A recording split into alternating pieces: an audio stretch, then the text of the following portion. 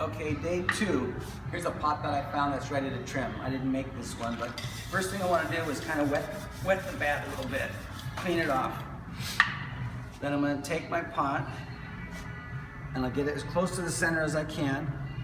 And then I put my thumbs against the pot and I'm going to spin it slowly. And I can see, okay, it's touching on this side, not over there. It's touching here, not over there. So where it's touching, I stop the wheel. It was over here somewhere. And I just push it that way a little bit and then check it again. And I always want to make sure that I have my my arms on my legs so my thumbs stay still. And right there, it's touching this side, not that side. So right here, like right where that little thing is. So I push it that way a little bit and check it one more time. And there it's touching pretty evenly all the way around. So you're never going to get it perfect, but that's close enough. So I'll get a little bit of soft clay. I'll make sure my clay is real soft. I just kind of go like that a little bit, put it up against my pot and squish it down and in a little bit. Like that. And this is the trimming tool that I usually use.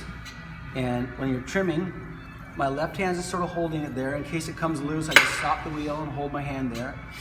And I start with the square side, and I just want to, using light pressure, really light grip. I can take that right out of my hand. I'm not holding it too tight. I just start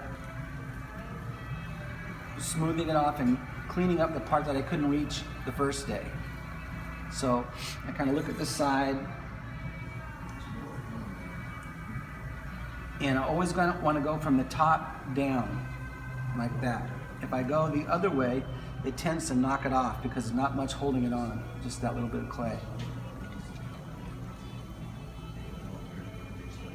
So whatever. And then for the bottom, I want to have a nice little bevel. I usually make a foot about as big as this thing is wide, and then I just kind of tilt it, make a little guideline, and then just remove this excess clay to the center.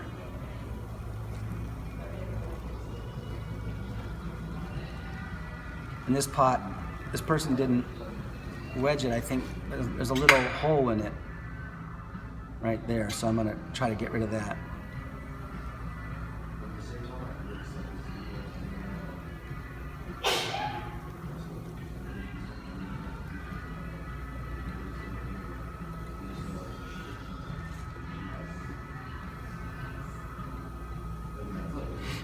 And yeah, that's about it. So the clay was a little bit dry.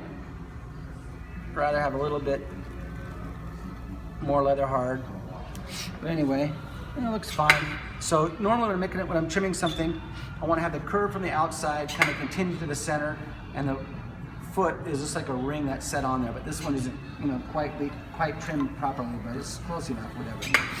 And that's it. Somebody's pot.